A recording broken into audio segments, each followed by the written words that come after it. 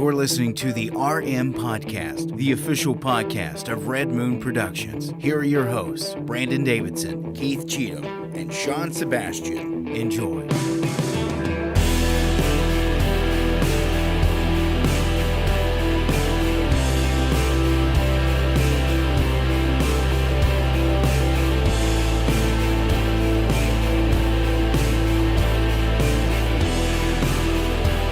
Welcome to another episode of the Red Moon Podcast.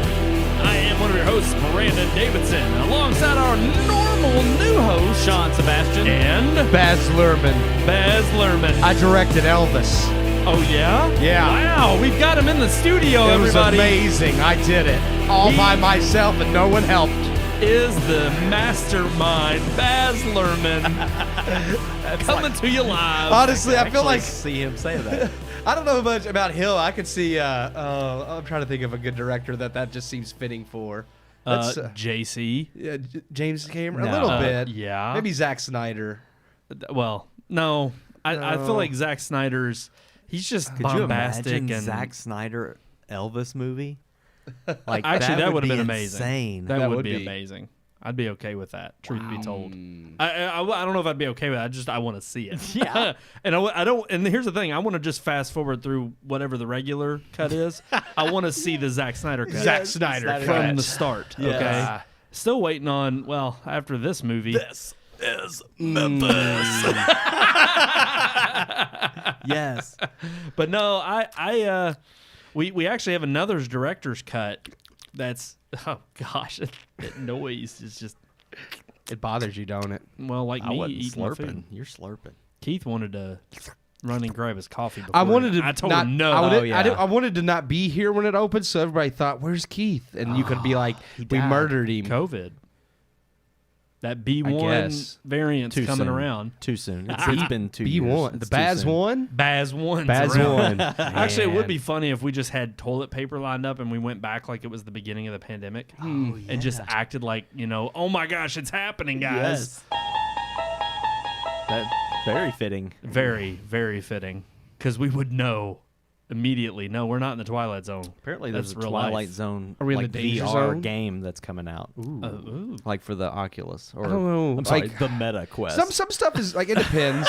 they changed the name of It depends. When you're done, I'd be you're curious. in the game. Yeah.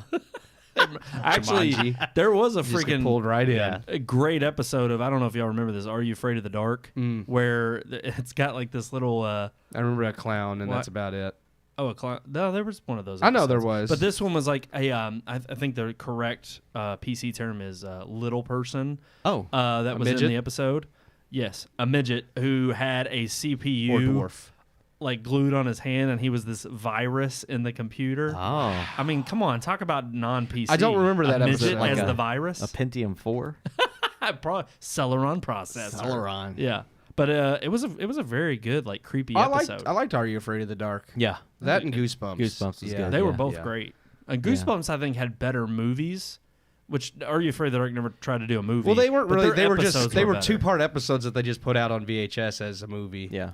Right. Yeah, but right. still, the fact Yeah. that they did 2-part episodes like that was still cool. You Lane always Sawyer's wanted been him- watching the old ones. Goosebumps. Oh, The old yeah. Goosebumps. yeah, Oh, yeah, heck yeah, yeah. They're great. I Yeah. love them. I've watched them still as an adult. They're fantastic. Say. My niece loves it. Like even like when it's not Halloween, she'll be like, "Can we watch Goosebumps?" It's like, No, absolutely. why not? I mean, the fact that they Horror's actually an every want time to, of year thing. now it is. Yeah. Now times. Now times. Now times. In the now. That's right. now. We do have a great show. We were talking about a director's cut of the one, the only, the big movie on the block this week, Thor. There will be none, but we'll get Love there. and Thunder. We'll But get yeah, there. Taika Waititi's already said, Taika even said though no. he's rumored that he had to cut a lot of stuff, he Yeah. said no.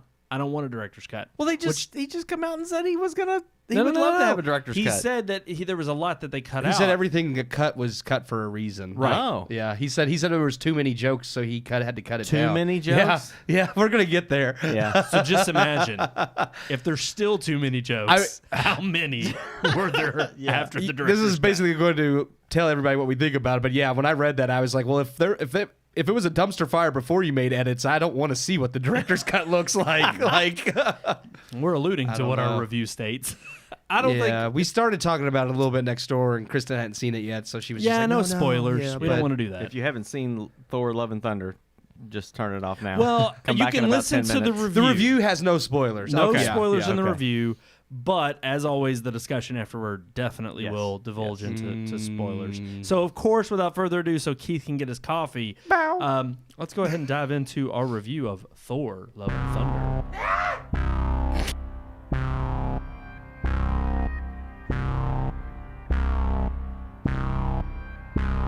Marvel continues to blow up the box office with their highly anticipated film, Thor: Love and Thunder. Though this far into Phase 4, it's clear to see cracks are showing. Returning to the director's chair after helming the highly successful third entry in the Thor franchise, Thor Ragnarok, is Taika Waititi. But alas, no one can stay on top forever, as this is the first Waititi film I've seen that's failed to connect with me in humor and emotion. All of Waititi's films have been bizarre and quirky, with many having silly humor but also tongue-in-cheek wit. Several also find a beautiful balance between off-the-rails comedy and stirring sentiments and powerful emotion. Waititi brought much of these things to Ragnarok, and while it was still mostly a big action flick packed with special effects and comedy, it still knew when to pull back the reins and let story and some emotion in, at least to the extent we expected from Marvel. Unfortunately, Love and Thunder is emblematic of the MCU's Phase 4 as a whole. It doesn't seem to matter much in the grander scheme of things, just like much of Marvel lately. Simply put, Love and Thunder is all over the place. All of Phase 4 has felt this way, a gripe big enough amongst fans that even Kevin Feige himself has promised to reveal the bigger picture, quote-unquote, soon, whatever that means. As of now, we still have no clear direction. At least other Phase 4 films have been mostly cohesive to themselves, or lackluster as a whole, like Multiverse of Madness and Eternals. Love and Thunder isn't just all over the place concerning whatever larger narrative the MCU is now trying to tell, but within its own self-contained story too. We jump from outlandish moment to outlandish moment with every humorous aspect of Ragnarok amped up times 100. Sometimes the bizarre and off-the-wall visuals are just too over the top. But it's not just the humor that fails to consistently land. The story itself jumps around needlessly with too many plot points and characters mashed together, and none of them matter to much of anything in the end. We see the return of Natalie Portman as Jane Foster, now taking up the mantle of Mighty Thor, and while the most serious and emotional moments from the film do revolve around her and Thor, the original one's, relationship, even those moments aren't allowed to sink in before something batshit crazy interrupts, killing the moment. The film has no true substance. Its message of love doesn't convey anything profound or universal, as the film never truly lends weight to what love and commitment to a person truly is, instead opting for superfluous live-in-the-moment nonsense. The same is true for the film's villain, the only other character whose plot gets any semblance of solemnness. The storyline revolving around Gore the God Butcher, played by Christian Bale, is just used as an excuse to create more content. Now we can introduce other gods, and we can have Thor and Jane fight together. But the themes revolving around why Gore renounces his god and wants to slay all other gods is also turned into a joke 80% of the time. What's hard to stomach is how much potential is there. The story surrounding how and why Jane is granted the powers of Thor, and the rekindling of their romance and why they first broke up, could have been an emotional powerhouse on its own. The story about a man who feels wronged by the god he held the most faith in, and why he believes all gods to be false deities not worthy of those who worship them, is another story that could have carried rich themes and depth. Instead, we get screaming goats. Sure, Love and Thunder is a comic book movie. It doesn't have to be Schindler's List, and shouldn't, but that doesn't mean it has to lack any depth either.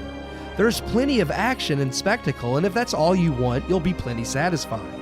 But if you're wanting more than the theme park ride Marvel has been accused of being, this movie isn't going to prove the naysayers wrong. I give Thor: Love and Thunder 2.5 out of 4 stars. Wow, 2.5 out of 4 stars for Thor: Love and Thunder there. Because Ragnarok was my favorite of the Thor films. Yeah, so. and that was also directed by Taika Waititi. Actually, this is the first movie of his I haven't liked.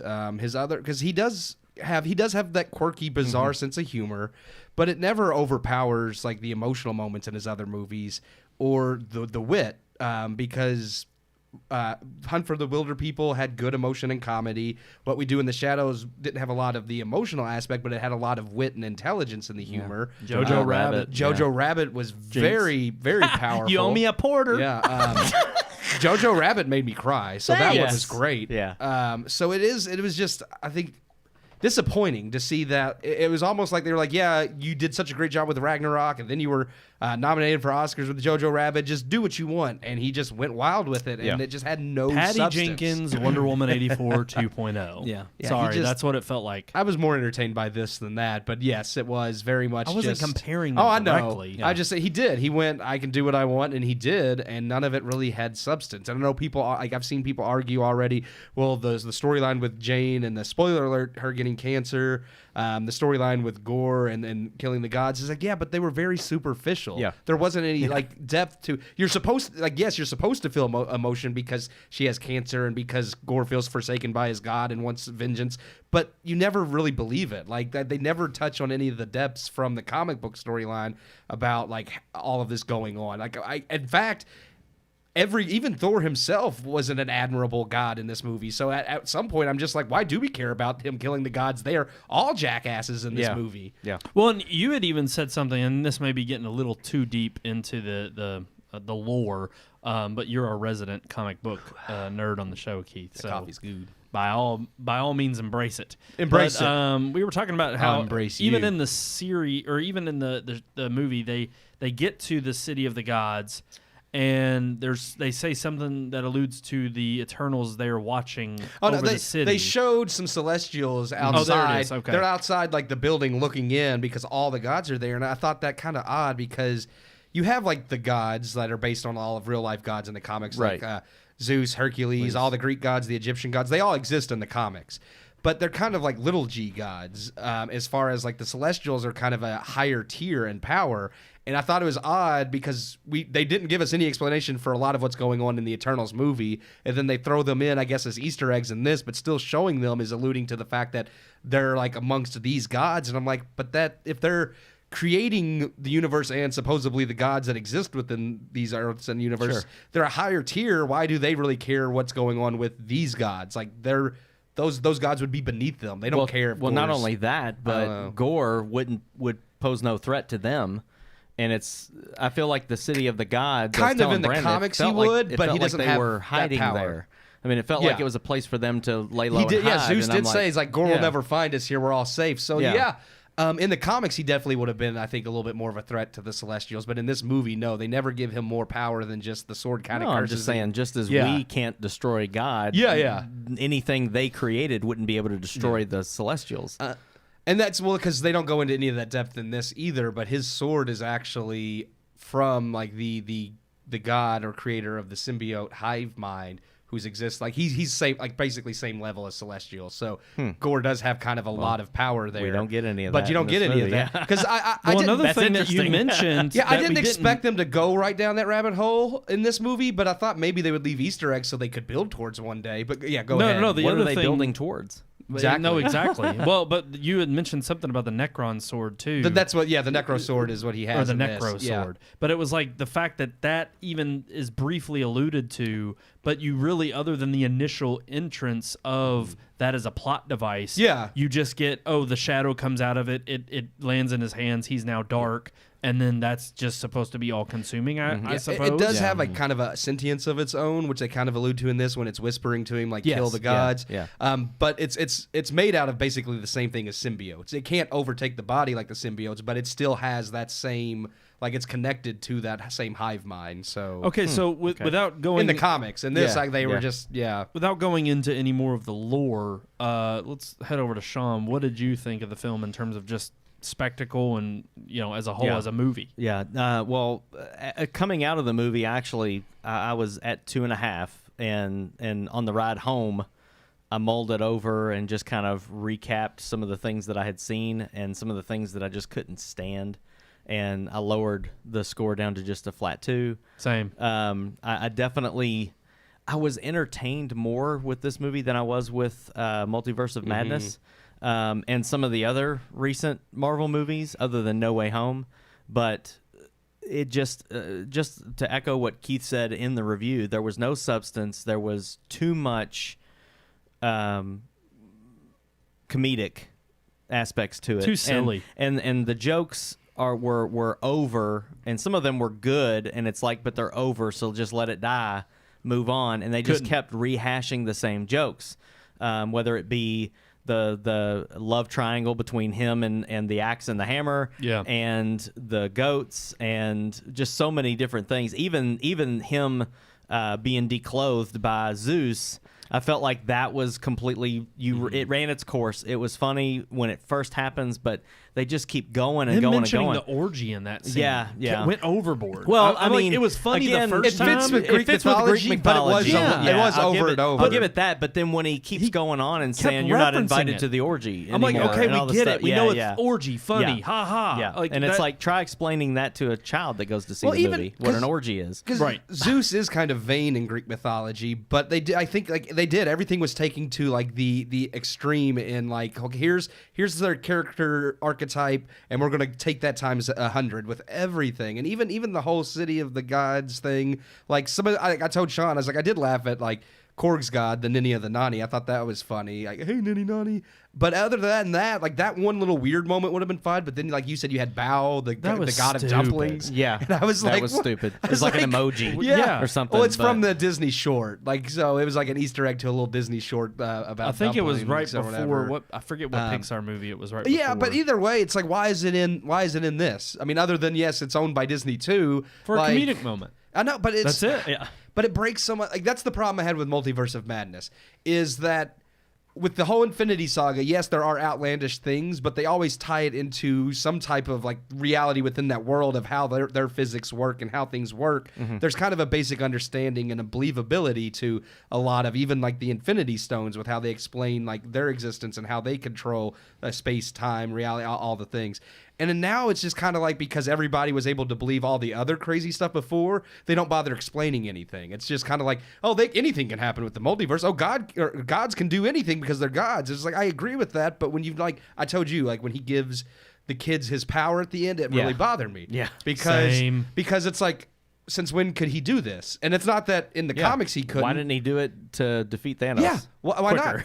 Because in the comics, like he wouldn't have that power until he became the All-Father after Odin, which makes sense. But he rejected that in the movies. He said he made Valkyrie. Yeah. He told Valkyrie, "You're king now." So I'm just like, there's no explanation. So does she have the power? I doubt it, because I don't know, maybe, but I mean, she can't summon the Bifrost. It wasn't. She can't do any of that. It wasn't stuff. passed on to her from Odin, so I guess she not. was another character in this that I actually like Valkyrie's character, and she was completely wasted in this. Yeah. We literally see her as a punchline, being the king of this island. Korg in this and all of a wasn't sudden she's doing Old Spice commercials. Yeah. And it's like ha funny, and then she gets the chance to jump back in the hoorah. Well, it like poked too much fun at previous films. Yes. Like it had the freaking Infinity Stones ice cream cone and all that weird stuff. I'm just like, you're talking about stuff that you're talking about billions of mass people. Genocide. And you're making light of it. Yes. Yeah. It's like, it'd be like us making COVID candies or something like that right now. It's I'd like, be for that. But with everything being comical, even like Korg, who was before comic relief, like it's like he fell flat because everything was forced. And then it's like, okay, if everything's comedy, he can't be comedy now because he's just part of everything else. Like, I don't know. So what about we do this way too often on the show. Things roll into politics and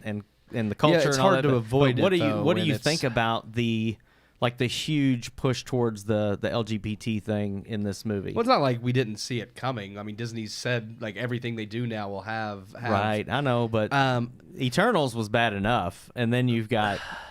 For this me, was overboard. It's also like how it's. Well, how it's, I think it's what everybody feared the moment that everybody knew. And you're gonna. I mean, anybody's gonna take this on the political left as like, oh, this is a champion moment. We're gonna cheer this on. Yeah, but that's the problem. I'll put it in this light for all of our viewers who think I'm just biased. And I've told this to you all off camera. It's like, for me, I judge these films now in the same way I'm going to judge a terrible Christian film. Yeah. When your values are put forth before the actual substance of the plot in the movie, then you've basically lost your entire reason for being a film. It's no longer about entertainment, it's about message. Mm-hmm. And so much of this movie was through the jokes and the humorous, silly nature of the film, and through the woke messages that were just layered, not in one or two subtle moments, but just consistently like, hey, we got to remind you we're woke. Hey, we got to remind you we're pushing LGBTQ. Like, all of these things were just constantly brought up throughout the film. Even the whole, even women's lib. It's like they literally have the movie start with, Jane Fonda. Oh, no, that wasn't her name. Then it's, Jodie Foster. Yeah. No, that wasn't her name. Yeah. By the end, she's Dr. Jane Foster. Yeah. And she's got this statue she's not because Thor, she's the mighty Thor. Right. Right. And even Keith was the one that reminded me that this through line of stories in the comics was only, 10 years ago? I think that they brought up the mighty Thor. The mighty Thor Jane storyline was 2014. I could be wrong. It's even more recent than I thought. I think I'd have to double check. But I just ultimately, again, so much of this movie and what Disney has done, and this is the problem with this phase in general, and I told you right after the movie finished, I said I just don't care about Marvel anymore. Yeah. For me, the Infinity Saga is all I need for Marvel. That's it. I'm done with closing that chapter and saying, hey, I've got my fill. I've enjoyed my superhero movies. They're going to continue to make bang off these movies. They're going to continue to make buku bucks. That's fine. But they've proven with this Phase 4 that they haven't had the depth or the breadth of vision that they showed off, that they took a risk on with the original Infinity Saga. And I am just not... I'll go see them because they're the next big blockbuster, and of course I'm still willing to pay a ticket price at least right now. But my interest is fading. Yeah. And I ultimately do not care what's coming next. I'll go see it, but I'm not looking forward to it. Yeah. And that was the ultimate disappointment to me. And a part of that was just how blatantly in your face just some of the woke messages was. Go ahead. I was reading through some of the critic reviews on, and I told him this earlier, on Rotten Tomatoes, because critics aren't really liking it that much either. I think it's at 68% critic. But one of them, which is one of their top critics or whatever, he was writing, and I agreed with him completely. Keep in mind, most movie critics are on the left-leaning, you know. But he said this movie felt like they gave Taika Waititi a megaphone and just said, just scream what you believe and force this, force a message into every scene you possibly can. Whether or not that message gets delivered in the right way, be damned. Like, we don't care. Just push it in there. And that's exactly how I felt. Like, don't get me wrong. As someone who believes in freedom, now I have values. There's things that I'm not willing to let tarnish my own beliefs or my own faith or what I teach my children. But the LGBTQ community, they have if that's what they want their place, they have it. They should be free to do so without infringing on anyone else's freedoms to not like it or to not accept it. If you want to put that message in a movie, the movie Philadelphia was not a movie that I really enjoyed that much, but I felt like it did put a message of not only the situation with AIDS and homosexuality and the legality of some of these, like, it did it in a way where I felt like the message was delivered and it was done with good acting. It was done with a good story and good direction. And whether I agree with the message or not, at least that movie does the message justice. Now, when you're going to shoehorn all of these messages into a film and then not even give it the love, which is kind of funny because that's what the movie's supposed to be all about, you don't even give it the love and the care to promote that message in a way that is positive towards that community, then I'm just like, you don't even believe it. It's virtue signaling. Exactly. It's social justice. Yep. And that's what I felt like this film was. I agree 100% with that liberal critic because he goes into some other things that I disagree with him. But when he says pandering. that, he's like, I'm a part of this community, and you just made it a joke, and you didn't give any credence to what it is that we really are trying to fight for. And I'm like, I just wanted to say I double checked and I was wrong. It was not it? 2014. It was 2015. So 1 year later. 1 year off, yeah. But the thing is, Sean, I completely agree. I mean, for me, I would say that when you do a disservice, I texted Sean, and this is kind of off topic, but it plays into the same role. Or I texted Keith that I was watching through Scrubs. Yeah. And there is an episode in the first season that literally is about Turk, who is a black character, being put up on billboards to represent the hospital. Yeah, and his the token argument black guy. is to not be the token black guy. Yeah. And I'm like, the He said he whole wanted to episode is that be merit, he wanted it to be based off of merit. And I'm sitting here and I'm like, how is it that we literally in the last 20 years have moved away from a message of meritocracy into no, celebrate my individualism at the point of, because what it really shows is the selfishness that comes out with a lot of these communities. They don't want to be treated as equals. They want to be treated better than, because they think in some way for all these years they've been trounced on, so now they deserve a spotlight. And the problem with that is that no, it's not that you ever were trounced on, it's that you weren't taken seriously or your motivation wasn't. And ultimately this is showing you for who you really are, which is again a selfish motivation of, I should be celebrated in my own life and the way I want to live it.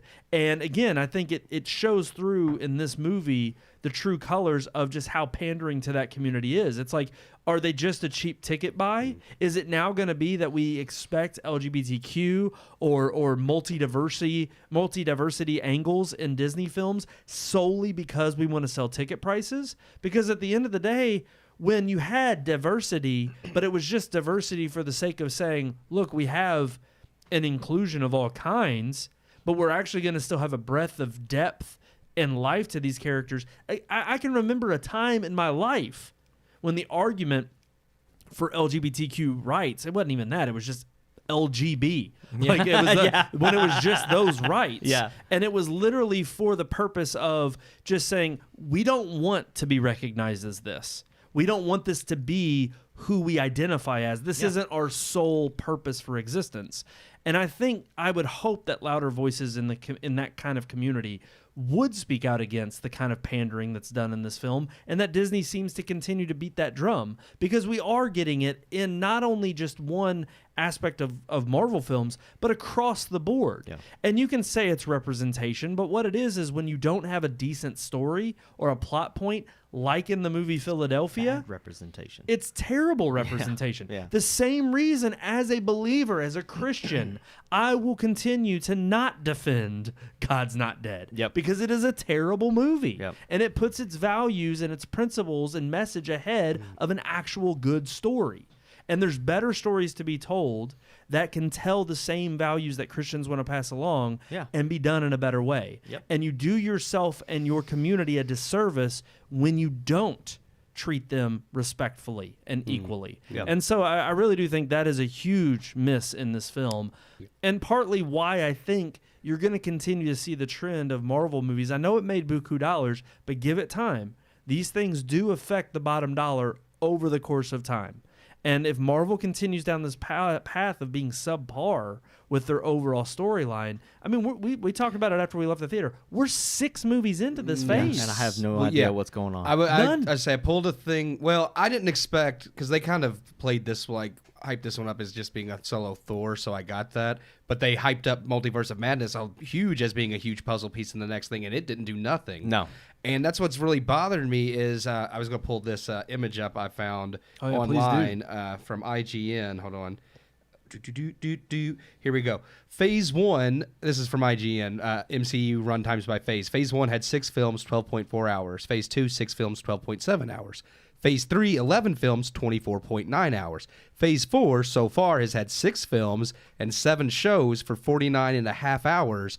And we still don't know what's going on. Yeah, it's it's double. Even by runtime. It's like the same. Yeah, it's almost the same runtime or more as all three of the original phases. Wow. And we still have no and Kevin Feige has said in the coming months after Thor we'd understand more. They have a Comic-Con this month that they have a panel at, and there's the D23 in September. Okay. But they do have I did read today there's going to be a panel on one of the days at Comic-Con called The Next Big Thing from Marvel. So I guess they've decided, well, we're going to announce everything. I don't know. Hopefully that they're trying to see how much people are like, what the hell's going on, that I guess now they're going to start telling people, this is what we're building towards. But the problem is your movies should tell us what you're building towards. That's right. I shouldn't need a panel. Yeah. True. I should be able to see it in the films or at least in the end credits. Yeah. And even the end credits of this brought just more, Questions. just brought up You more just questions Hercules. about where we're going. It's like, okay, Hercules is in it now. Cool. Roy Kent, great. Yeah. Good job. Actually, I think that was a perfect casting, but it doesn't matter. If the movie's going to be garbage anyways, it doesn't matter if the casting's I mean, good. Hercules would just be another guy for Thor to beat. Like, what, I mean. Well, he becomes an Avenger in the comics. Hercules does. But I mean, we'll see. I don't know what they're going to. I have no idea what they're going towards. I don't either, especially throwing in the little girl at the end. I'm like, okay. She doesn't even exist in the comics. Yeah, though that no is Chris clue why Hemsworth's she's- actual daughter in real life. I did read that. But and I'm like, okay, great, okay. that's sweet. But what does that have to do with the film and where we're going? Is she going to literally be? I in the told rest you, of I these, think these because films? they've introduced other characters from the Young Avengers that maybe they're going to do that at some point. But again, I don't know because everything's so sporadic. We haven't. There's been so many hints at so much. I'm emotionally torn because I feel like I still haven't had a proper goodbye to the original Avengers. Yeah. Yes, we've had Falcon and the Winter Soldier. Yes, we've had somewhat Scarlet Witch being torn off, but there's the only good emotional end cap we've had has been for Endgame? Spider-Man. Yes. Yeah. And that was it. And that was because of the Spider-Man as a whole, not just the MCU. Right. Because we still know that Tom Holland's still Spider-Man. We just don't know to what capacity. Yeah. And that's why I'm just like, I'm so torn with 6 films in this phase. And I'm like, 7 series. Yeah. no, 50 hours of content. And that's another thing. You actually, you bring up a really good point. If you really think about it, they've had more in terms of plot devices because they've had the shows on Disney Plus that have supposedly added to the content. They're supposed to. But yet, even with that extra added material, we still come up short. We come up empty. Literally, the only empty-handed. out of all 7 shows, the only one I felt like is building towards something bigger, and I still don't know because they have Moon Knight? was Loki. Loki. Oh. Yeah. I mean, WandaVision kind of built towards multiverse a little bit, but then when you got to multiverse, really jumped it ahead. stops. Multiverse just shuts that down. They just yeah. Well, they just skipped to where you thought it was going. Yeah, like I knew jumped, where she was going in WandaVision, but then when you get to multiverse, it's like she's just there already. She's there. And I was like, okay. I don't know if I agree with Jacob Burris, but he said Tom Holland is Spider-Man in this universe. I still Tobey actually. Maguire. I like Andy Garfield, man. I'm telling you, he redeemed himself. he In did. No Way I Home. think if he would have had a better deal, he had a raw deal with the Amazing If they had Spider-Man. someone better making the movie, Yes, like better writing, I agree. You know, he was good, but you cannot beat the Toby. original. that I Saturday get Night it. strut and I get it. Spider-Man 3, man. That cemented him as good. Spider-Man right there. That's Yeah. But no, man. I actually, it's funny. I wish Jacob would let us know because he texted us and Oh, he told us didn't care for he he hated loved Multiverse of Madness. Oh, he thought it was stupid. and he loved the first Doctor Strange. Yeah, first Doctor Strange was good. And well, that was the thing. Ragnarok was good. I liked Thor Ragnarok, and I like Taika Waititi normally, but now it's like he's even on this bent of I'm no longer going to make movies that have a great message. I'm going to make movies that promote what message I want. Well, And yeah. I mean, just- even the show that he's affiliated with from HBO that we've tried to watch and talked about, the Our Flag Means Death. It's just it started really good. Yeah, it starts off good, but then it just is forced upon you. I also think too, and I told Sean this leaving the theater, because I actually do want to, before we completely are done talking about Thor, we always go a little longer on the Marvel movies because they are such a huge pillar of pop culture. they're but I do wanted to bring up, I honestly think his whole messaging in this film tends to go more towards not the LGBTQ community as much as it does towards the gender affirming community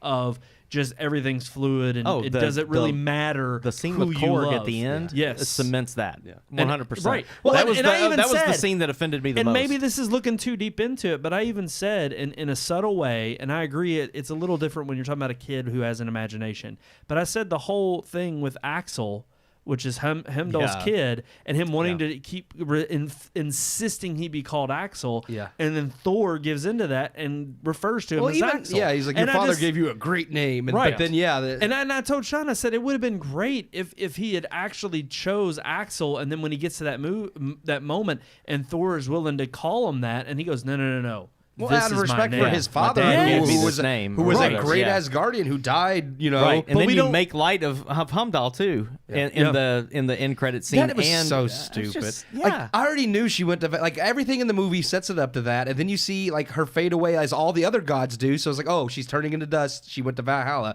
Then we needed everything was just over the head. It's like it wasn't good enough to leave You it made at it to the bare. Valhalla. Yeah, it's like It was thanks. bad. We were already aware of that. I didn't know we needed a scene. And I hate like to say, it was terribly CG. Oh, it yeah. was totally It was shot all on a green screen. Yeah, And I don't even think they were there together. They probably filmed them separately and just. Well, and this is the reason why I want to That's critique true. even that is because part of the movie that I actually did enjoy were some of the spectacle scenes, two in particular, and that was the final fight minus the kids. Or actually, it was after the final fight. It was the part where they go and he's in front of Eternity. Eternity. Actually, I thought the way they made Eternity look good was. I thought that was amazing. Yeah. I thought that was awesome visual. Still probably stolen from video games I've played. I mean, it's in the Kingdom comics. Hearts, like they and- went straight from the comics, so I'll give them that. But it looked it good. looked beautiful. Yeah. But also even the scene where they do go into black and white, and they have one of the best set piece battles is on the planet. And when they're fighting in black and white, and I thought this looks absolutely amazing. I thought the way they transitioned to it could have been a little bit more subtle. I thought Tessa Thompson, it like literally shows go from color to black and white, and she just goes, "What's going on?" Yeah. And well, I was they "That's discussed pretty it bad." before they got there. Yeah, they Yeah. already discussed it, that there's no color because it like everything's sucked It's out. devoid of that. Yeah. But and then the one thing about that scene too that I really did think was visually stunning was the fact that the light that emanates from the axe and the hammer actually cast color on them. Yeah. So when Jane holds hue up of her blue, but axe, you can actually see it does color. Yeah. show the Yeah. color in her lips and skin and everything. I thought, wow, that's an cool. awesome way of bringing were- that color into it. There were those but- moments that, like, because Taika Waititi, like we've seen Jojo Rabbit, like we know he can do depth, but it was just that was what really disappointed me is because there were so many moments in this that I felt like could have been amazing. And first, they merged two storylines together because Gore and Mighty Thor Jane are two separate in the comics, and I think they tried to cram too Running much theme. Yeah, I think they with tried this to cram phase. too much stuff into this movie that needed more time to breathe. Same with Multiverse of Madness and what's her name, America's Story, and then him going America's and, Chavez. and Scarlet Witch. I thought like the whole issue with him wanting to kill all the gods because his forsook him is a powerful message, like for him to learn that maybe he's wrong, and they didn't give any type of seriousness to that aspect of faith or what the gods should or shouldn't be. And I mean, it is. Granted, I mean they're all more mythological, secular gods in the Marvel comics, but it's still they're real within that world. So you could still do just like I said with X-Men being a great kind of representation for discrimination, but on a macro real world level, you could have done something like that with this. But nobody's interested in doing those things. Just think what they're gonna do with X-Men when they get around to I told that. you, it'll be crazy woke. It's gonna have to be the way these movies are headed. Plus, I like what you brought up there with the. It's funny how I was trying to talk about something positive, but Sorry. No, that's fine because I agree. It's like you introduce now these plethora of gods, not just Zeus, but the actual connection of Thor to all these others, and it's like they do nothing interesting with that plot development. It's just like, oh, we go to the city and there's all these gods here, and then I'm like.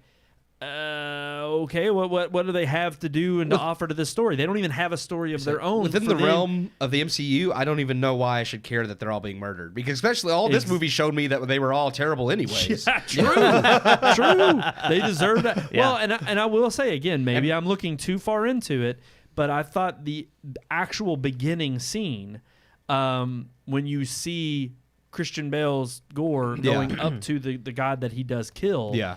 And the way he gets to this forest, and I'm like, I thought it was a little too on the nose that it's like, okay, his child dies, and immediately after his child dies, there's now this Oasis. Well, Oasis. the fact that he prayed for salvation, Yes. and then she dies, and then salvation shows up. exactly a little too late. only for the god to then mock him and To say, be callous and be Yeah. like, I don't care about you. I don't care all. about you. You're here to serve me. I thought that was a little too okay. Again, like you said, okay, now you're just not only thumbing your nose at anybody who may have faith, but it's like, what do we have faith in? Let's just kill all the gods. Because the point of the comics to make you somehow now feel vindictive and also on the side of Gore the Butcher. So why do I care that he doesn't succeed? Well, that's the thing, is because they don't showcase in this movie any gods that are worth like worshiping. I mean, even Thor himself is arrogant in this movie. When I told Sean in the first movie, you know, his whole lesson, his whole character growth is to learn how to be worthy of being king and a god. And, you know, Odin tells him he's a vain, greedy, cruel boy, and until he's worthy, like he can't become king. And you see his character arc, him becoming worthy in the first one, him learning like who he is and like finally accepting his role by the end of Ragnarok, and then they undo all of that. And I'm like, so what was the point of his whole character arc throughout the whole Infinity Saga when now he's back to just being this arrogant jackass? Yeah, it's kind of like the Waititi, retconned his own movie. Yeah. It's just, I He mean, JJ'd himself. You're right. I mean, Yeah, but even like you said at the end of the movie, even the end of Gore the Butcher is the fact that was terrible. Yeah, it's just like, okay, Cliche. so all he really wanted was love, Just love. Yeah. and it's like, well, you mentioned, and I think you hit it on the nose. You're just like, yeah, that's all Hitler wanted too. It's just he was just misunderstood, victim of circumstance, exactly, or whatever. And I'm like, no, you have to accept the responsibility for your choices. You might have been handed a raw deal, but you still make the choices yourself. Right. And it's like, you can't look at him and what he does throughout this film lightly because he lost somebody. Right. Everybody loses somebody. We don't all go out and murder everybody. I never saw him as a serious threat either. He was too good. You know what he reminded me of? And not just because he was all white. I know people compared him to that in memes, but he reminded me of Ralph Fiennes as Voldemort. Just because the over the top, like the teeth and everything. Yes, I can touch you now. That's like, but yes, that's what he did in Harry Potter. It was terrible, and then it reminded me of that in the scene with the kids when he kills the thing. I was like, it's just this over the top. See how evil and scary I am? Yeah. No, you're weird. And then it cuts to another scene. Yes. Instead of like really trying to scare you and make you fear for these kids' lives, it just cuts to another scene. We already knew in that scene too the kids weren't in danger. He was literally using them straight to up told lure. them, it's like, you're just bait. Thor. It's like, okay. I'm like, okay, so we know there's no real threat here. Like, even if he had killed one of the kids, we would have thought, oh wow, this dude's evil. Just But again, son. that was the thing. You could tell that it was like he was tiptoeing around this idea of, but we don't want you to think Gore the Butcher's evil. We can't have you thinking that, because if he does something too evil, he's not redeeming anymore, even though he has this forgiving arc at the end. And I'm like, but that's the problem. The problem is you don't give me a chance to really hate the bad guy, and that's a bad guy. They did an excellent job with Thanos. It's like the making you understand his motivation, and whether you agreed with it or not, like you still thought this man's evil. Yeah, but they still gave you enough like to have like that sympathy to understand. It's like he thought what he was doing was right. Yes, even though it wasn't. And that's why I compare him rightfully more to Hitler than Gore the God Butcher. But that makes that's how you do a good villain. Like Thanos was believable. It's like, okay, he's kind of dumb. I mean, like that's not the best solution to the problem, but it's within his mind. He thinks it is. So, alrighty, I think we have beat the. I don't know where they're going. We're gonna see Comic-Con, and they're gonna. I'm gonna call it now. I think he's gonna announce Secret Wars based on the little Easter eggs I've seen. But you don't think a Kang the Conqueror? No, Kang the Conqueror is still coming, but I think that's still building towards Secret because of the multiverse and the incursions and some of the stuff with the gods. Basically, it's going to be like this massive war between which multiverses get to survive or not, which is a good comic book storyline. But the way they've handled things so far, I'm like, well, they have to do that. I've super oversimplified the plot but I mean, it's just saying, like, but it makes sense because they almost have to do that because they have to be like, oh well, we've got to at least settle on one storyline and keep that going, and then not have this possibility of there always being a different. If they're not going to, like, in a unified manner build towards it, it's like you just get this hodgepodge of whatever, and then it pops up, and I'm like, it's not satisfying that way. What made the Infinity Saga great was that yes, it's had its misses, but all of the best films always built towards it. And this will be my last point. I think so much of what made the Infinity Saga good was that they had to prove themselves continually over and over. that they could build this bigger universe of cohesive, connected movies. And they had the A-listers sign on. I mean, that's my other problem is I'm fine. I understand you got to sunset the A-listers. They can't always be. Well, I also understand you have to build towards something too. But right now, it doesn't feel like you are. But my problem is that even though they've sunset some of the major A-listers, the ones that are still present, plus the new ones that are supposed to be taking the helm, I have no connection to them whatsoever.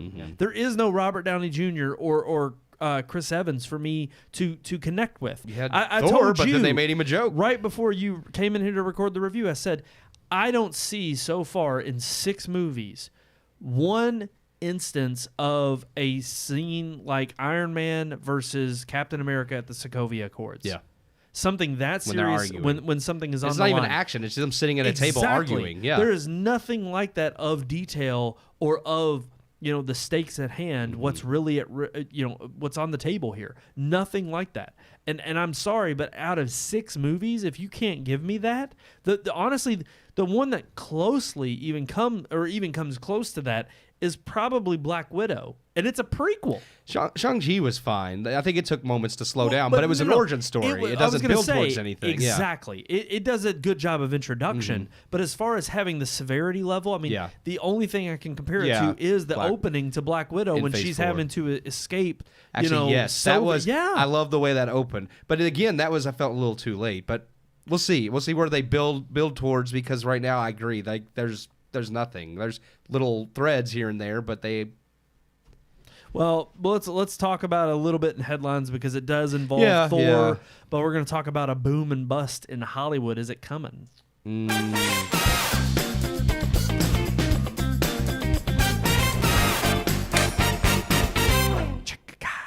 So here's the question. So obviously we've had a string of just huge successes in the box office. And the question at this point is this boom going to continue, or is a bust inevitable? Everybody's like, is the box office back to normal after COVID, or is this just a fluke? And I'm just like, I'm tired of this question so much. It's like people, I think, have proven if you give them something they want to see, they'll go to the theater. Right. True. I mean, I know there's concerns because China's still closed down and nobody's getting a piece of that pie, really. But right now, movies are still breaking $1 billion without China. No, they're not hitting that $2 billion mark. Well, we even kind of talked about this because Spider-Man came close without China, though. True, it was $1.9 billion. It surpassed Avatar here in the States. Yeah, but here's the funny thing: you bring that up, and it's funny. We're just talking about Thor, but all of these Phase 4 movies, none of Marvel's movies have released in China. And is that concerning? Most of them were because of the LGBTQ content. Spider-Man was because of the Statue of Liberty. They didn't want that in there. And it's like, heaven forbid. They actually have liberty represented. Yeah. China's like, that's just too much of that. They were like, well, we're not cutting. Like, you have to play the woke card. Like, I mean, they put Captain America's shield on it. So I know. It's like it's not really the Statue of Liberty anymore. I know. Thankfully. I was glad, I did, but that was the thing. I did actually appreciate, because if you watch the movie, there's like a few like news stuff like throughout where people are complaining about the shield being on there. Like, this looks stupid, and then it falls off at the end. So it's like, I have a feeling they always intended to get rid of it. Yeah. But that's not part of what we were talking about. Well, no. I just think it's interesting because the reason this. I think everybody, it's like now you have these naysayers who are like, okay, now we're in the post-COVID box office. We're getting back to normal with each major release of having continual audience membership show up. However, even without these tentpole films, that's the bigger question. Yes. Is once it finally wanes and we are out of the summer blockbuster season, are we going to go into a pretty dismal period I have seen, at the box office to where it's just not successful? I think it was actually this article I was reading that you sent us where they had said, well, what comes after Thor? Because that's like the last big blockbuster. They're like, Bullet Train, I think, will be I think it'll be a secret hit like John Wick. I think it's going to pull a John Wick. I was looking at some, and I'm like, there's some, they may not hit $1 billion like Marvel or Top Gun, but I do think there are going to be some small successes coming out. Because what did you say? Black Panther comes out this year? In November. In November, yeah. But I mean, if you're looking at in between that time. But they're looking for, Salem's Lot, it just came out that it's pushed back to spring of 23. I'm not interested anymore, Stevie. The same with Marvel. It's like at this point, like they just keep running everything into the ground. But I love Salem's Lot, the book. I mean, if they pull it off, I would be impressed, but I'm just not holding my breath. Yeah, right. But I mean, it is funny because even after the blockbuster season subsides, I think the bigger question more so is, I mean, we just talked about it last week about how the box office in the U.S. has and yeah, you could say that China was locked down, but the box office in the U.S.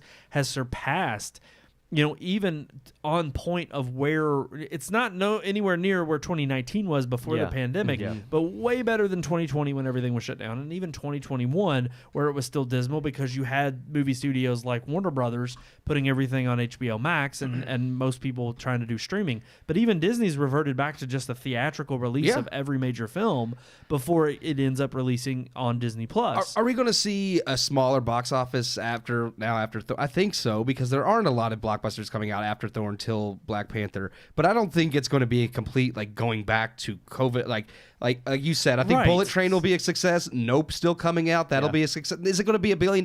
No, it's not that type of movie. But, not every movie that released the same year Endgame did made $1 billion. Exactly. So it's just I think it's going to return back to what we consider normal, which is it already has. There's huge blockbusters, I think it already and has. then there's other, there's a Beast. I think will do okay because because of Idris Elba. What is Beast? Beast, we saw the trailer for that. It actually looks pretty good. It don't look bad, and I mean, and Idris Elba still has a big pull. It's we have these movies. They're not going to be billion-dollar movies, but they'll do fine. Right. You have to look at where we're at already with the box office, and if it's not only surpassed last year, but it's on record to becoming one of the greatest comebacks in cinema history with regard to where it was a year ago. I think you have to look at that as already not only a positive, but as it's already pleased audiences, and it's already proven itself to be pre-pandemic. There's nothing success. coming out. There may not be a whole lot like the rest of this month or August, but they're re-releasing Avatar in September. I'm sure it'll make money. And then you have it releases in China. Then you'll have Black Panther 2 in November and Avatar 2 in December. So those movies are going to make money. I think that it's kind of funny how we have this panic of, well, the box office, how are we going to save it? It's it's okay. It's saving itself. Just by being open, it's saving itself. Just keep making movies people want to see. But that's the real problem, is if there's a problem at the box office, it's not because people don't want to go to the movies, because Top Gun proved that people want to go to the movies. Top Gun, Jurassic World, for all of its flaws. Thor. It's in, I think, third. Jurassic Multiverse World of is. Madness. No.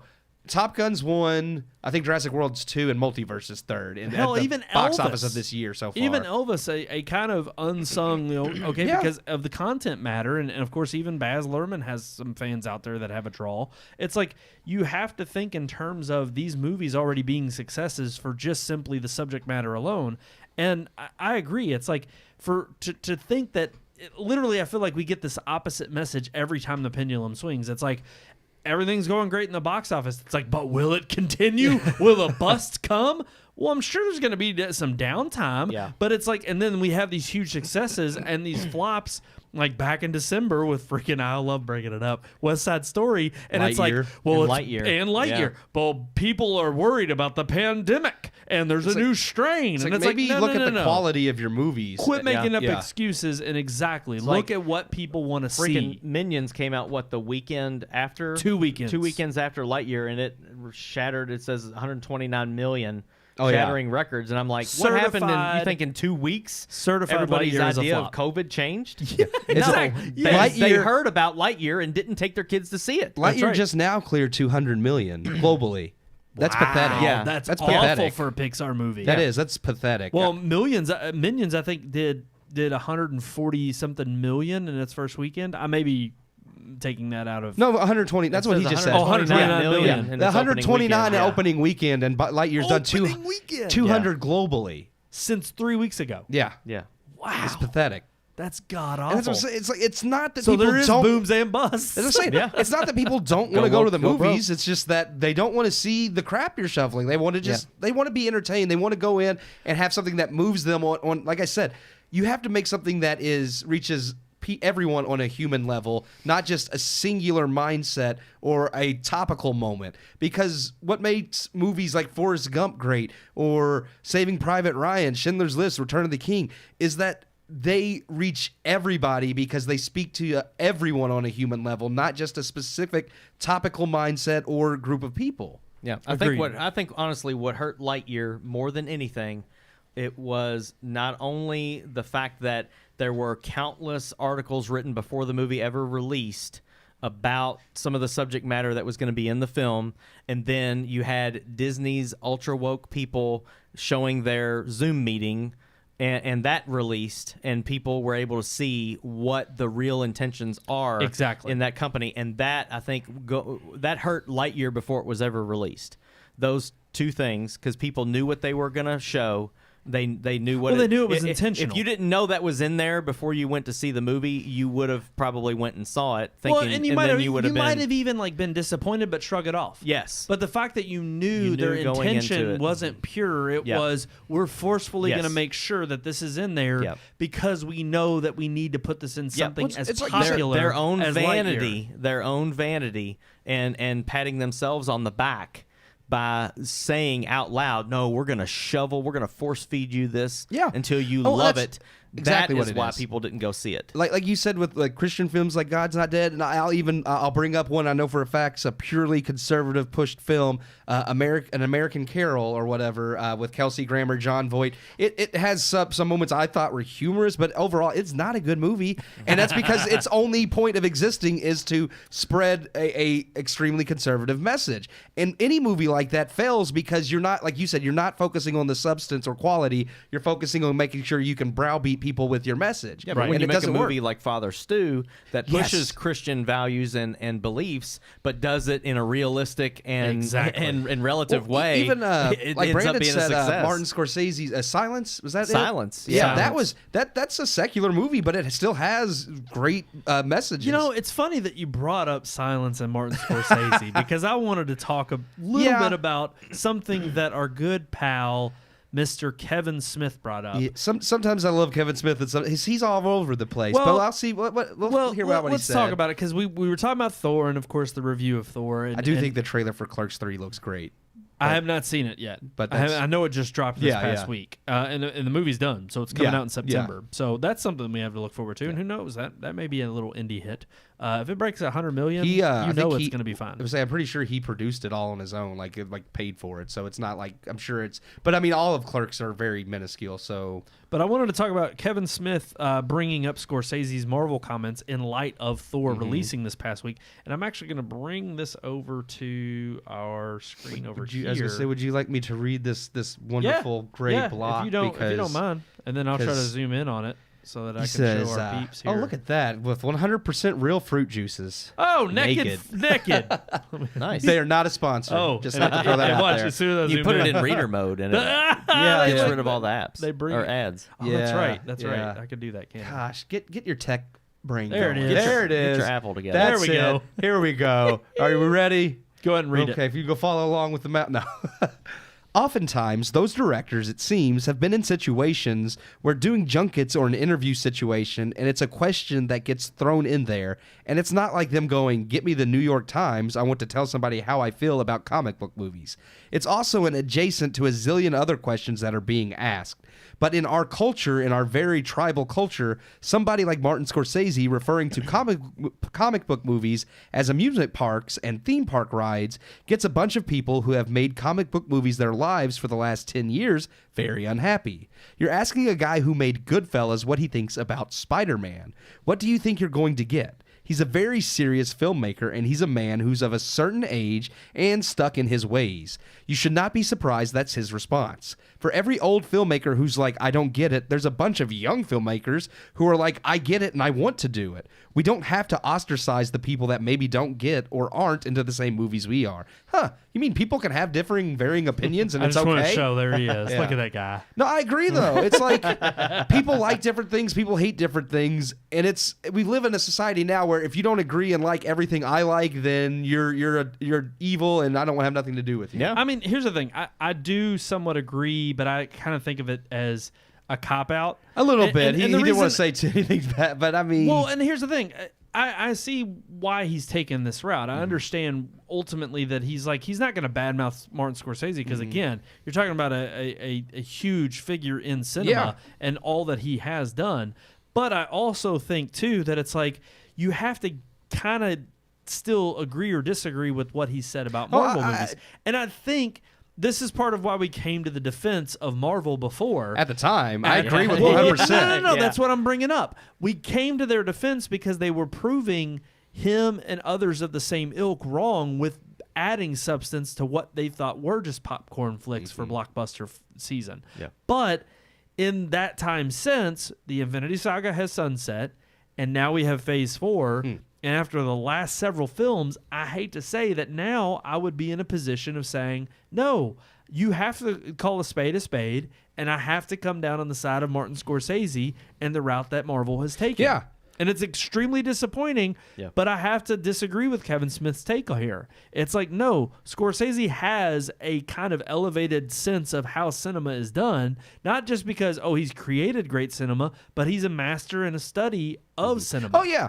But at the same time, I agree with him now in regards to, like, Thor, Love, and Thunder. I didn't agree with him then. So it is a thing about based on the movie itself, too.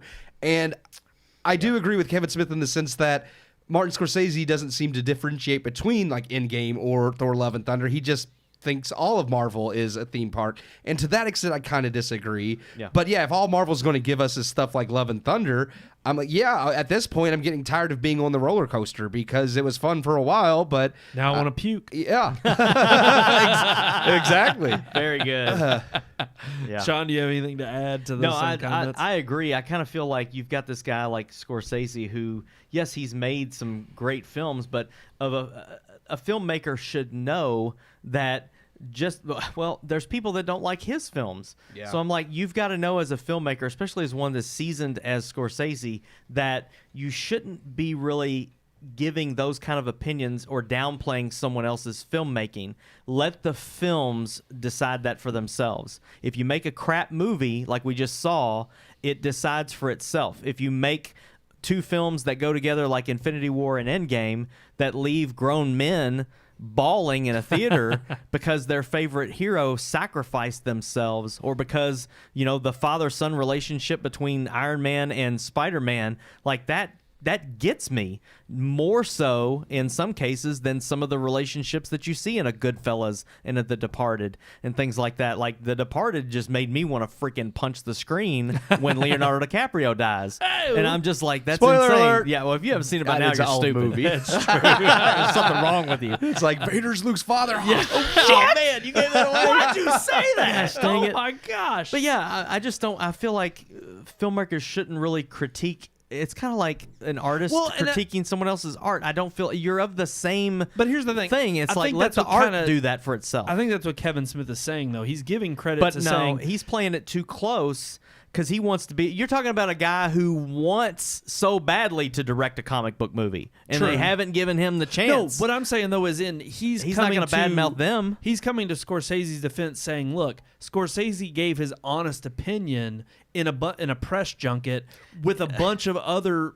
Reviewers or Asking, throwing all kinds of questions. I at know. him. Yeah, A bunch of reporters coming in and asking questions, and he's just simply saying, look, he threw out this one opinion, and everybody took it as, this is what Scorsese thinks about all superhero films. I know, but I do agree with Smith in that take. I think what Scorsese said is his subjective opinion that then got amplified, and people took it out of they didn't take it out of context. They just put too much emphasis on it, which I think the funny thing about that is I'm like, well, now you're proving Scorsese right, because you're now saying that Scorsese has such an impact on film that his opinion actually matters. Because if his opinion didn't matter, people wouldn't give a damn. I know, but I feel like he does a disservice to Scorsese by calling him an old guy set in his ways. I'm like you're pitting the young against the old. Yeah. I'm a younger guy than Scorsese, but I still know Goodfellas is a better movie than anything Marvel's put out. But I don't think Kevin Smith would knock that either, because he's a Scorsese fan as well. But absolutely, he does definitely. I feel want like to do his something. wording there is wrong. True. Yeah. True. Yeah. He he's sugarcoating it. Yeah. He's trying to come off as don't. I think he's don't trying put to the appease blame both on- sides. Yes. It's like he respects Scorsese, but at the same time, like you said, he's a massive comic book fan. He would love to do one of those. Yeah. movies. Honestly, I say give him a whack at it. It can't be any worse than Love and Thunder. Well, and again, because he's given his own opinions on what he thinks is coming, and he's obviously just as much a fan of Marvel as it is now and what it will become. He obviously is looking forward to what they're going to do. But as, again, you see what happens when you try to appease both sides. It's like, okay, you're kind of talking out of your butt, and you got to come down on one I'm side. still or the ready other. for Clerks 3. It's okay. True, but in sad news, James Caan died. Yes, and that actually did it. We got to end on a sad note. I was cutting my grass and I had my headphone in listening to some podcast when actually my sister, because I sent that to you all, my sister sent it to me, my mom and dad, and I'm cutting the grass and I hear the text come through because Siri will read it to you, and she reads the headline like James, and I immediately just stopped cutting my grass so I can start texting people because I've always liked James Caan, so I was just like, what the crap? No, it's like, that's another one. Yeah. Like, it's just pissing me off that we get these greats are dying and we're left with Amy Schumer. Yeah. It's not fair. That's such a good way to put it. It sucks for me because hopefully in a few days when I start working from home, it'll be better. But it's like I get all of these headlines that come through on a news feed on my computer at work, and I can't share them with anybody. So it's like I see some of these things, and I'm just like, oh my god, if somebody turns their head, I'll get my phone out and text it because we're not allowed to have our phones out. And it's just like, so some of the things like I knew that happened before. No, then you get a notification on your watch, and then you're like, damn it, I already knew that. I wanted to share that with you all. I wanted to share it. But no, it sucks because again, you've got this guy who's a seasoned. Oh my god. We're left with the turds. Yeah, I know. And I wish James Caan would have shot him. It's funny because I mean, so many serious movies, great roles that he's played, and then you have Elf. And he does a great job in Elf. Fantastic. It's like he was a master. He could do it all. Yep. And I would be, it would behoove me to not mention that he was obviously a strong conservative in Hollywood. Of course, when you're of the old ilk, it's only when you die. It's only when you die that Hollywood praises you as a you look at him, not as a conservative, you look at Clint Eastwood. Yes. They'll look at him as dottering old men that had their great heyday. It's like, look, they can't help their old ignorant men, like Kevin Smith and Martin Scorsese. They're just old and ignorant. No. Right. But it's funny because I'm just like, no. He obviously was a strong-willed conservative, and now John Voight is a little bit off the deep. John Voight's a little crazy. Like he has to make up for his bat crap crazy daughter. Yeah. So part of what I think she's bat crap crazy is because of him. So I'll maybe put that there. But no, very sad news of another great of Hollywood passing. James Caan passed at 82. Very sad news. To try and lighten the mood up a little bit, we shall move on to our final segment, our Vices segment. Let's do it.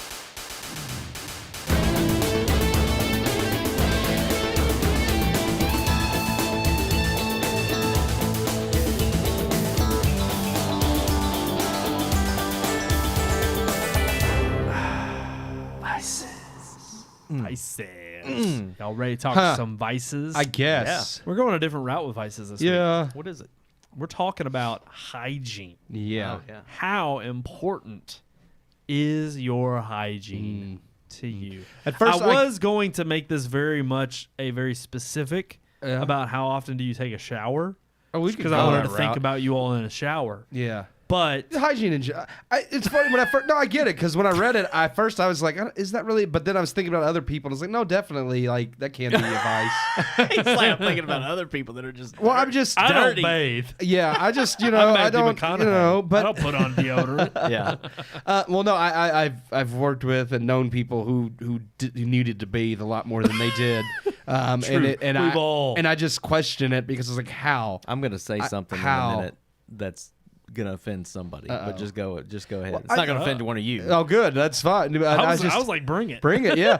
No, because for me, it's obviously important. I do bathe regularly. Like when I worked in a restaurant business, I bathed every time as soon as I came home because and that's what I didn't understand. There are people that worked there that smelled, and I'm like, I don't know how you cannot go home and not feel grimy working in a greasy kitchen all day and want to take a shower. Like, I'm sorry. Dude, like freaking just walking in the heat the last few weeks. Yes. I'm just like, I walk inside and I'm sweaty and I'm like, I just feel it in like every crevice. Yeah. It's just gross. I'm not just going to say I take a shower, 365 days a year. Like I'm sure, yes, I've skipped days, but I definitely bathe. At least I never go more than like a day without bathing because I feel gross. Yeah, and especially like if I'm camping or at the lake or something. That's the only time I skip. If I'm out in the wilderness, it's like no, I'm not worried about bathing. But here's the thing: when I came home from the lake this weekend, and granted, I bathed down there too, but even still, it was late. I was really tired. I came here, did the review. I didn't really get home till midnight.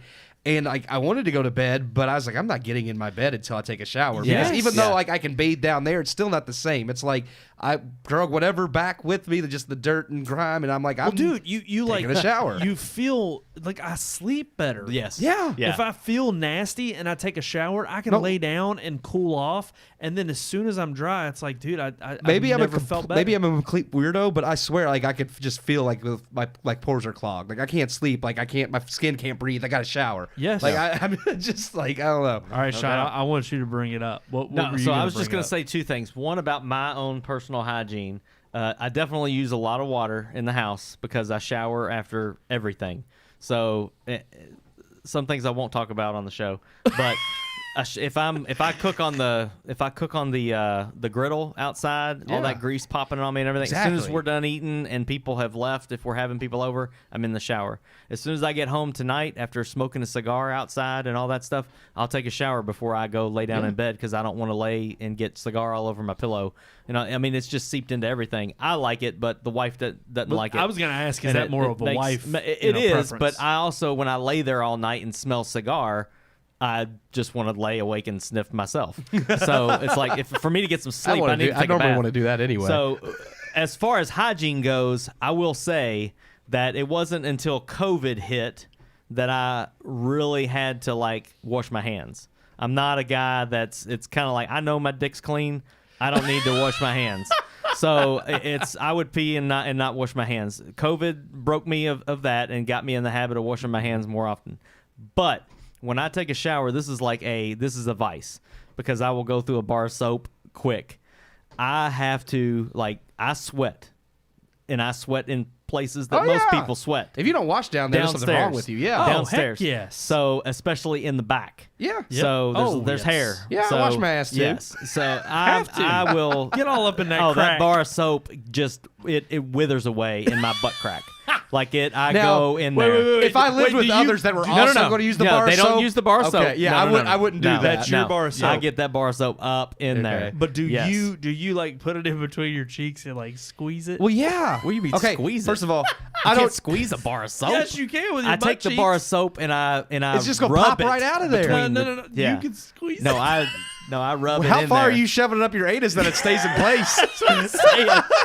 Yeah, no. Okay. I got a big bar of soap. First It of all, don't stay in there. I don't use a bar of soap. I just use liquid Dr. Bronner's. That's Yeah, but yeah, I yeah. do take. I usually have a wash Get rag some where I on your actually hand have or whatever? I have a loofah on a stick. Oh, you stick the loofah in Yeah, your butt? yeah. That's worse than a stick of freaking No, it's bar not, of soap. man. Yeah. It scrubs in there real good. Yeah, What? but then you got leftover. No, you on got to your wash it loofah. out. Dingleberries. Dr. Bronner's Yeah. cleans everything. You just wash it out. That's true. You just wash. The Dr. Bronner's is nice, That but loofah, I'll I have don't it put in my that hand loofah on and my go face. in there. It's like specifically reserved for my butt and my crotch. I will do that. I'm saying it's a crotch wash- loofah. Yeah. It's a That's the whatever we'll area call of it. my body that gets the cleanest. I use my washcloth for everything else, but for that I use the To not places I can't sound, reach. I don't want to sound gay, but you could eat out of my butt. Maybe I'll take you up It's on clean. that one day. It's clean. Yeah. I mean, most people would ask you to bleach it. I before. scrub No, it. don't do that. And I have one of the nozzles that like come off. Like I'll get that stuff like not too hot, but I get it really hot and like spray everything. It's like I don't know. You just gotta. You're gonna scald it. No, not there's that anything hot. See, in there, I you're gonna wish burn it. I We're not had a burning removable it. head. I wish I did, but honestly, I what I blast the heck out of that. Just God. it's like it feels Okay, good. Wait, I got one other. Just one You got other to soap thing. it up and spray it down, man. One other thing to touch on, I'm a big real guy. I quick. sweat. I don't want to stink. This is about Good for somebody you. that did not have good hygiene. Okay? Okay. So growing up, I had a best friend, and he was American, but his dad and brothers, they were Palestinian. Okay. Apparently, in that country, they don't shower often or bathe often, and when they do, they reuse the water. So it was the worst hygiene. Wait. ever. Like one takes a shower or a bath, and then they the next reuse one the water. Yeah. Yeah. Oh, gross. And basically, when I would go over to his house in the morning, Yeah, I think in the morning they would get up. water's I spare know. cars over come by. there. Yeah, I know. So they would get up and they would fill the sink bowl up with water, and everybody in the house, with the exception of his mom and his sister, which was like four brothers and the dad. Well, would the women share their own? Maybe. I never saw them in the bathroom. They didn't deserve to bathe. That's probably true. They'd be stoned for bathing. That's why they wore a burqa. No, that's why I said this is going to offend somebody. Hair was But nappy. they would stick their face in the water, blow their nostrils out in the water, and then the next guy would go and do the same thing. True. And so in that other person's snot water, they would wash their face and wet their hair. They would never use shampoo or soap. Wow. Just rinse it. Yeah, just rinse it with the snot water the last guy used. And they would do that and then drain the sink. Now, my friend would take a shower, but when he took a shower, he would always come out smelling just as bad as he did when he went in. And I asked him one time, I was like, did you like use soap or whatever? Because there wasn't any in there. And he used boogers. He used shampoo for the hair, but he did not wash his body. He just rinsed He himself just rinsed off. And it literally he did at times. He smelled bad. Now, after he started dating and trying to meet girls and stuff, he realized he did real something. quick. Yeah, I don't know if it was Axe body spray or what he was doing, but he, a lot of cologne. He smelled better, but I still believe that he didn't completely bathe. And I'm just like, so you take somebody like me that bathes after everything, yes, and then the polar opposite of somebody that's just no. Huge difference. Huge difference. Yep. Yeah. Well, no, I was, and I think it's just a cultural thing. I'm not making fun of it. I'm just saying it's the truth. It really happened. I remember back when and it's funny because I think as a kid you get more dirty getting into crap. But there were definitely times where it was like either my brother or my dad would take a bath and they'd be like, "Hey, Brandon, run up there and get a bath. Just use the same water." And it would be like I was like 6 or 7. It was like it wasn't like I was a teenager. There were times where I'll be honest, as a kid, I was dirty and I didn't want to take a bath. Yeah. I was one of those that didn't want Kids to. don't want to bathe. Yeah. And I think don't want to bathe. the longest I ever went, and it was like 5 days. Oh, wow. It was bad. Yeah. And my parents There's some people that think like, that's normal. Matthew McConaughey bathes once a week. Some people think that's okay. You he should only doesn't wear bathe. deodorant. Yeah. He likes his natural body. His But I'm just saying BO. that I've met people not celebrities, but I've met people who's like, you're not supposed to bathe, right? That's not good for your body. You watch the natural oils and the natural. If you wash with natural oils like Dr. B's, it's all natural. Yeah. It's all you're not one supposed God to face, wash away all okay? that natural stuff on your body. It's like Well, your dirt skin dries and, out if you use If you go soap too much. overboard, Yeah. I get that, but at the same time, it's like okay, but Hey, you also you can don't. also I don't do this. You can also moisturize. You can use lotion if That's it true. dries out. But I will say once I hit the teenage years in that middle changed. school, it absolutely changed. I You agree. did not You don't want want to some be girl you like to think you smell like Exactly. garbage. That's right. Well, here's the thing. If some How girl many? was sniffing Sound my like a butt horse's crack, stall. it needed to smell good. See, they went from sniffing it thinking no way to I could eat out of that asshole. Wow. Yeah. Hey, you said It's a good thing we're on late. I didn't mean This is out the of my after-hour butthole. segment I Well, he's said- talking about shoving soap bars of soap up Yeah. there. Hey, So I didn't say I would shove it in my hole. I said I could squeeze it with my cheeks. That's all I said. and hold it in there. Yes. with it wet and slippery. My butt muscles are You got strong. some glutes, man. Yeah. I'm telling you, that's I'm how I telling work you. them out. That's beach body, baby. Beach body work those butt muscles. It's like a steel trap. It's like somebody tries to put their hand in there. You're like, no. You call it the soap clam. The soap clamp. The soap clam? Yeah. Or clamp. Clamp. I thought you Clamp said is clamp. better. No, clam. I like clam. Ugh. It's like you try to squeeze I don't that like soap that. to get a pearl I don't- out of it. no. See, they may be able Well, to eat, they may eat out of yours, but they're going pearl diving in mine. This conversation Soap clamp. this conversation just went way off the rails. Yeah, it did. No, but the thing is God. yeah, you didn't want to be the one kid in class that smelled. No. And there were actually Dale Tyndall, that kid. I was gonna say everybody has calling it. people out, name drop them. It's like, I hope you bathe now because he's I'm probably laughing you on dead. blast. He's probably dead now. He's not watching this. He probably died somewhere.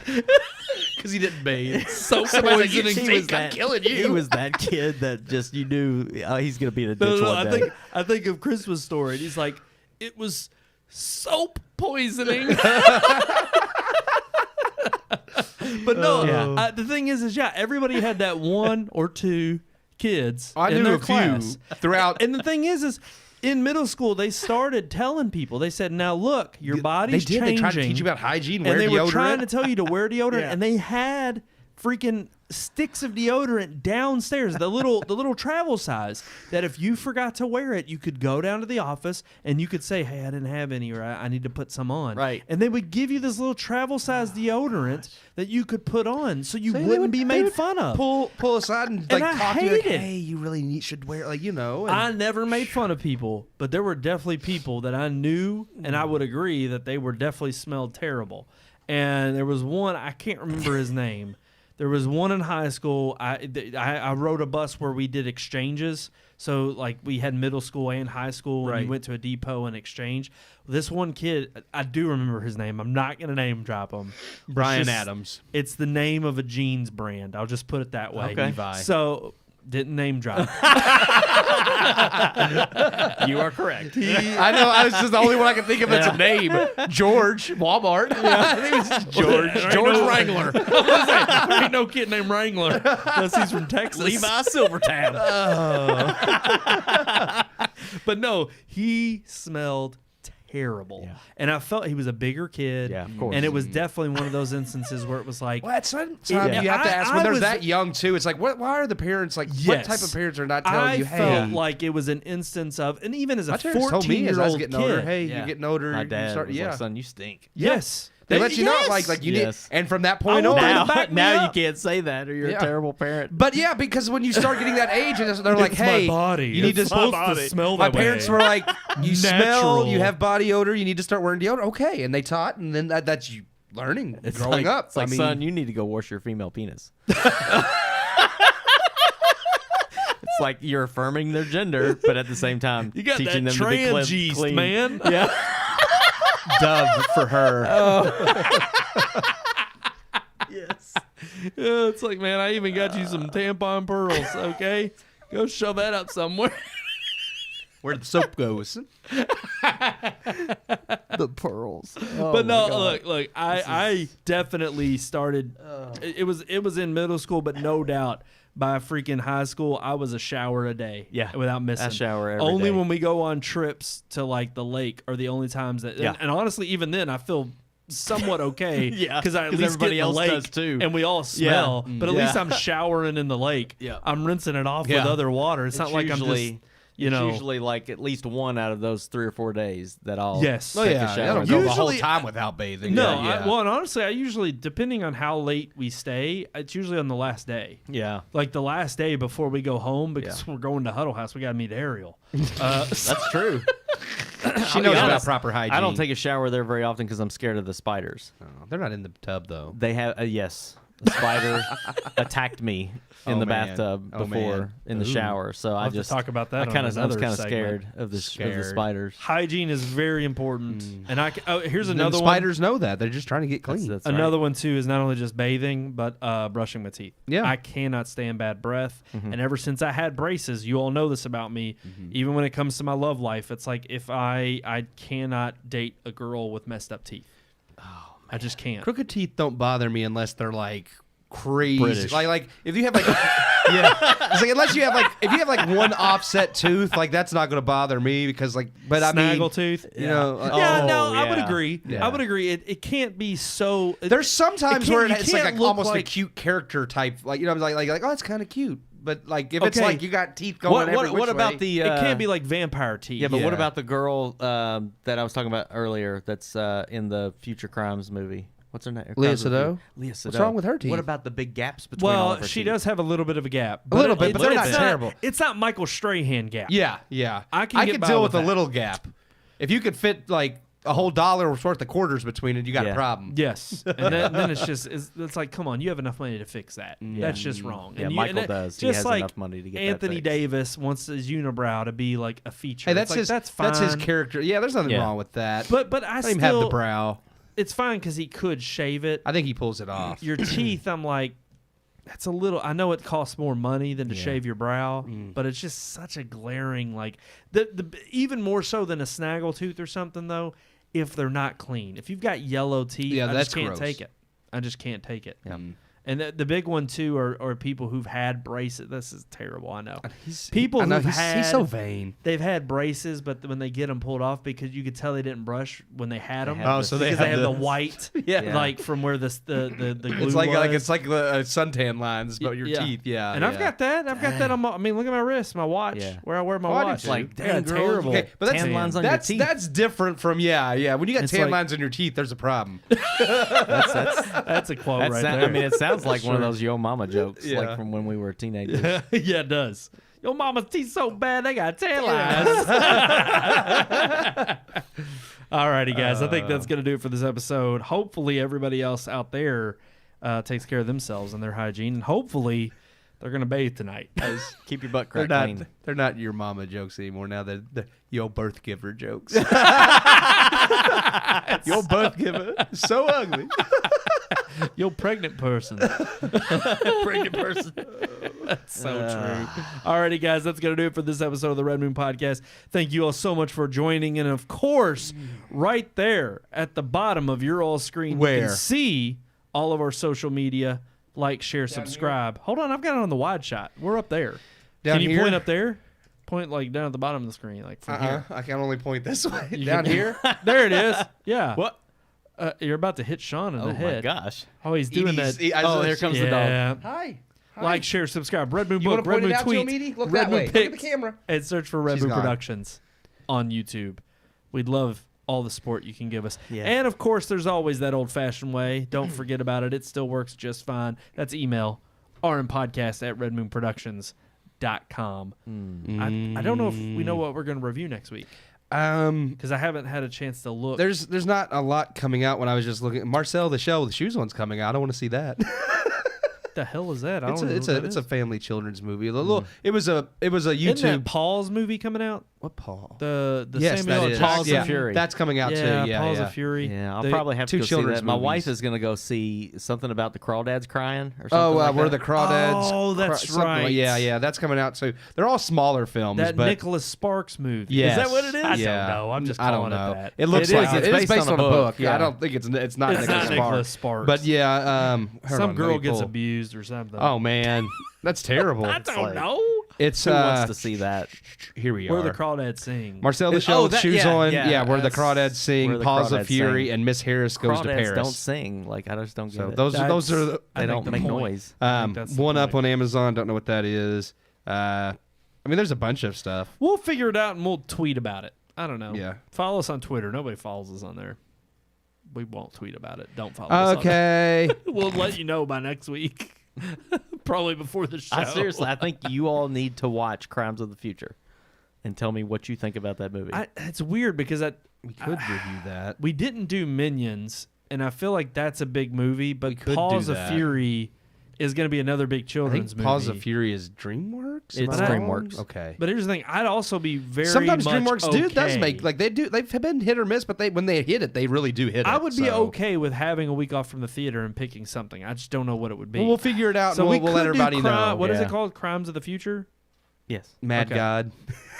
Yeah, that was another one that I've heard is really screwed up. You gotta. I mean, I'm I gonna don't know watch what. it. I'm actually I don't know excited what about is that going one. on. Is that who's that Cronenberg? No, that's Crimes of the Future is Cronenberg. Oh, okay. Mad God's the stop motion horror film. Stupid. It's got like a movie 90. I've I don't seen. know. It's Wait, got I have seen. Isn't that from the same guy who did the Star Wars models? Oh yeah, I think Oh, so. I think he's the It's one that got like a created 95 on Rotten Because Tomatoes. it's taken him like years. talking about 30 Mad years. God? Yeah, 30 years. Mad God, 30 years. Oh, that's yeah. It's got a 95 crazy. on Rotten Tomatoes though, so I don't know. Filmmaking wise, great. Beautiful. Yeah. Weird effing movie. Well, I Weird. think that was the point too. Bizarre. Though, so we'll like see. hell. Like I thought I was in hell. Okay. Like I fell asleep and woke up and thought I was in hell. Well, let's see. You, Like, you that's fell bad. asleep. You got to watch it all the way through. Maybe it'll make I know. more sense then. I know. I mean, I kind of dozed. Dude, no, he's right. Hell would be like stop motion. If I was in freaking Chicken Run, that's It's not hell. all I stop love motion. Chicken Run. It's a hodgepodge of different Yeah. things. Yeah. Okay. All right. Maybe I'll check that out. I don't know if we'll review it. No, that one might be a little too. That might be a little too. Took it You off see that, me. people? You talk about hygiene. He just sneezed into the armpit, the elbow pit. Yep. The elbow And I'm pit. gonna did the dab. clean my hands anyway. I'm gonna wash my hands after this anyway. And you didn't even touch his hands. So how about we figure it out and we'll just make a Facebook announcement on what we're reviewing. We're gonna do that. Okay. I think that's best. You said it. We'll figure that out next week. Alrighty, guys. Thank you all so much for tuning in. Until next time, I'm one of your hosts, Brandon Davidson, alongside our normal new host, Sean Sebastian. and Bow. Bow. The god Bow. Bow.